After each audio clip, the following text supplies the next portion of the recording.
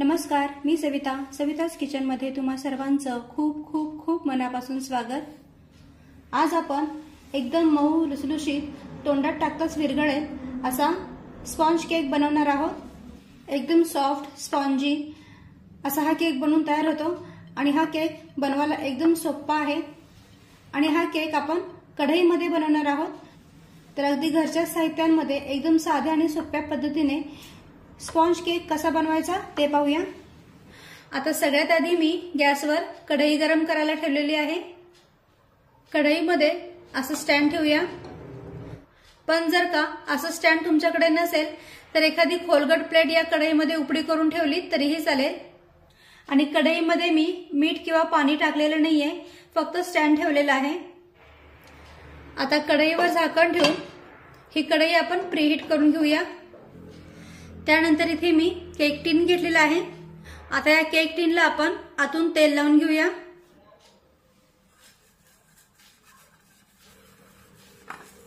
तेल सगळीकडे पसरून लावायचंय।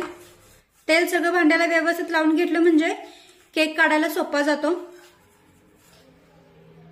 तर पहा, या केक टिनला मी आतून तेल लावून घेतलेलं आहे। आता हे भांडं आपण थोडा वेळ बाजूला ठेवून देऊया। त्यानंतर एक बाउल घेऊया। या बाउलमध्ये अर्धी वाटी दही टाकूया।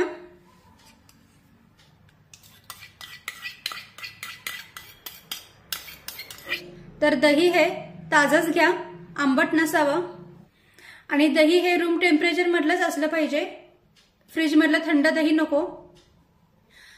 त्यानंतर दह्यामध्ये एक वाटी पिठी साखर टाकूया। तर ही पिठी साखर मी सुरुवातीला चाळून घेतलेली आहे।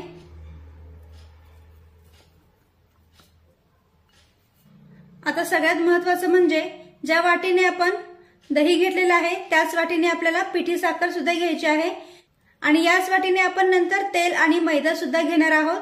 तर साहित्याचं प्रमाण हे एकाच वाटीने किंवा एकसारख्याच वाटीच्या मापाने घ्या, म्हणजे मग आपला केक एकदम सॉफ्ट स्पॉन्जी आणि एकदम परफेक्ट बनून तयार होईल। आणि आता ही पिठी साखर या दह्यामध्ये व्यवस्थित मिक्स करून घेऊया, एकजीव करून घेऊया।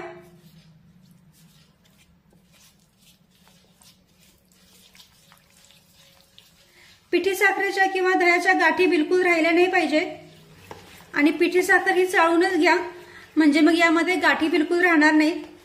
तर हे मिश्रण चांगलं फेटून घ्यायचंय, छान एकजीव करून घ्यायचंय। तर पहा, इथे पिठी साखर दह्यामध्ये अगदी व्यवस्थित मिक्स झालेली आहे।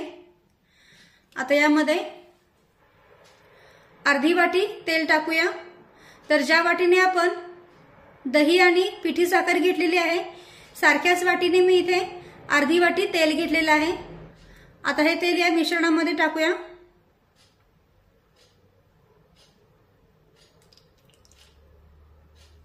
तर केक बनवताना नेहमी एक काळजी घ्यायची की जेव्हा आपण केकमध्ये तेलाचा वापर करतो तेव्हा त्या तेलाला कुठलाही वास असू नये।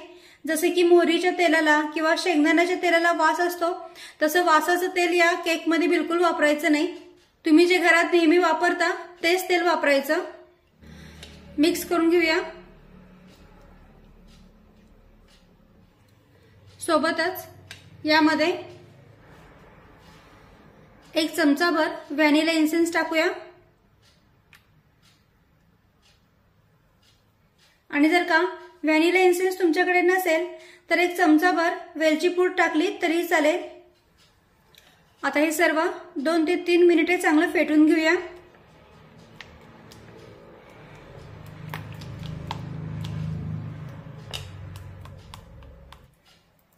आणि आता हे मिश्रण 2 ते 3 मिनिटे चांगलं फेटून घेतल्यानंतर यामध्ये 1.5 वाटी मैदा टाकूया। तर ज्या वाटीने आपण दही, पिठी साखर आणि तेल घेतलेलं आहे सारख्याच वाटीने मी 1.5 वाटी मैदा मोजून आणि चाळून घेतलेला आहे। तर हा मैदा या मिश्रणामध्ये टाकूया।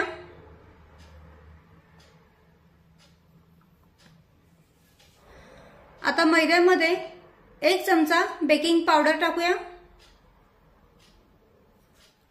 आणि अर्धा चमचा बेकिंग सोडा टाकूया। बेकिंग पावडर आणि बेकिंग सोडा जर का तुमच्याकडे नसेल तर 1 चमचा इनो वापरलं तरीही चालेल। आता हे सर्व हलक्या हाताने मिक्स करून घेऊया।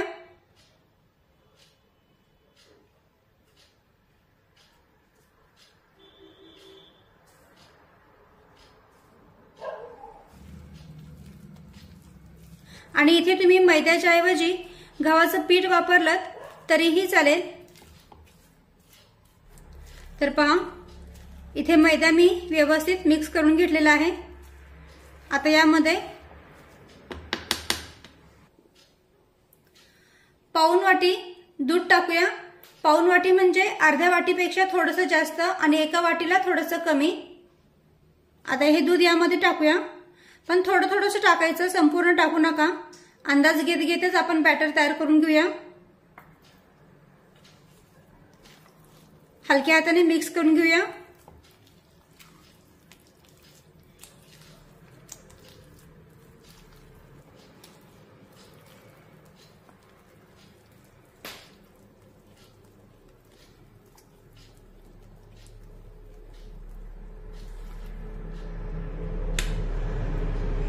आणखीन थोडंसं दूध ऍड करूया।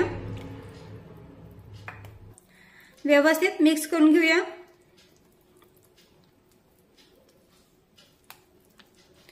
मैद्याच्या गाठी बिलकुल राहू देऊ नका।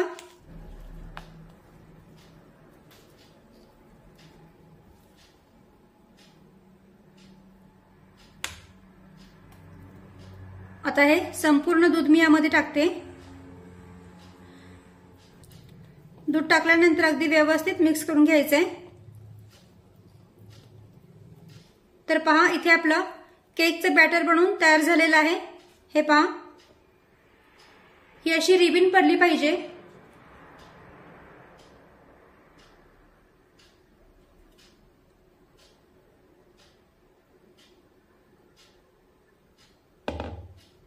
म्हणजे इथे आपलं केकचं बॅटर एकदम परफेक्ट बनवून तयार झालेलं आहे। हे पहा,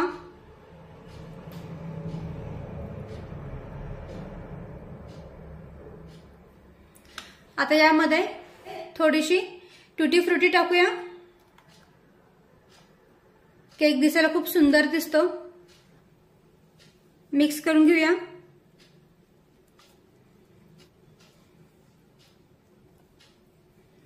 आणि आता हे बॅटर लगेचच आपण तेल लावलेल्या केक टीन मध्ये ओतून घेऊया।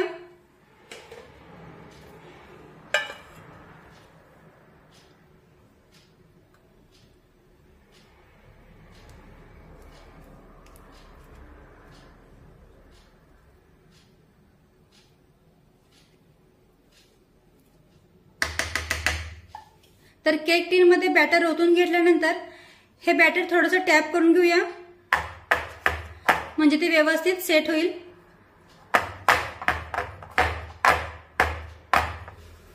आता या बॅटरवर थोडेसे टुटी फ्रुटी टाकूया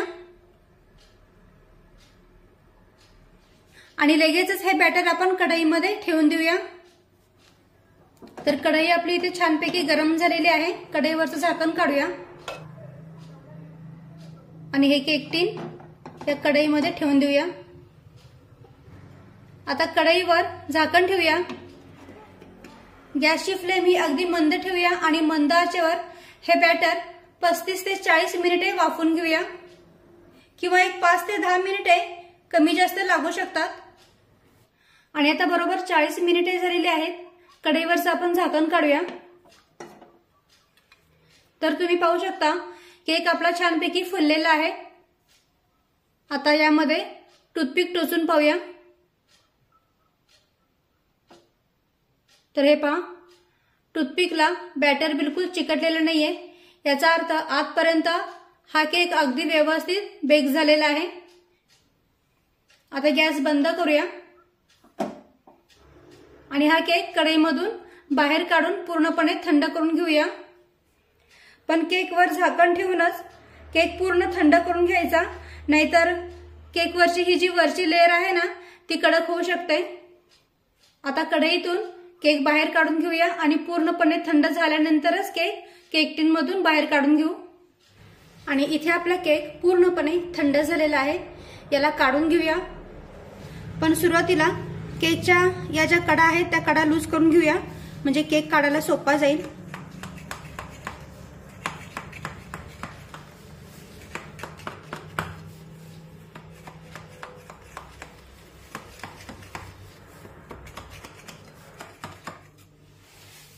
आणि आता केकला प्लेटीवर पलटी करून घेऊया.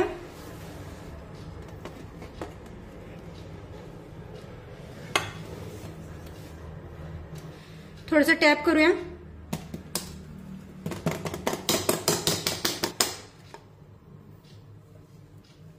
वाव, मस्त. तर तुम्ही पाहू शकता केक आपला अगदी व्यवस्थित निघालेला आहे. याला सरळ करून घेऊया. हे पहा किती मस्त इथे आपला केक बनवून तयार झाला आहे.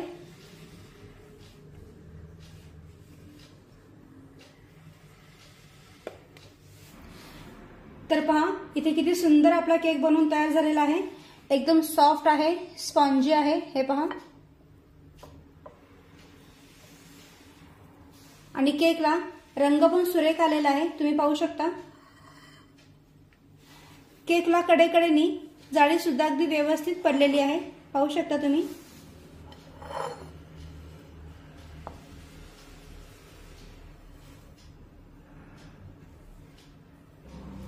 आता हा केक आपण कट करून पाहूया.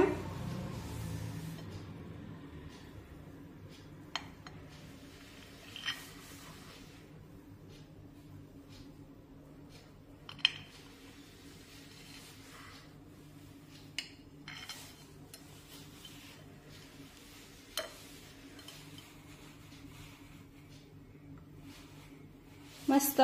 हे पहा आतून जाळी पण केकला किती सुंदर पडलेली आहे. एकदम मऊ लुसलुशीत आणि छान जाळीदार असा इथे आपला केक बनून तयार झालेला आहे. हे पहा किती मऊ आहे, लुसलुशीत आहे आणि छान जाळीदार सुद्धा आहे.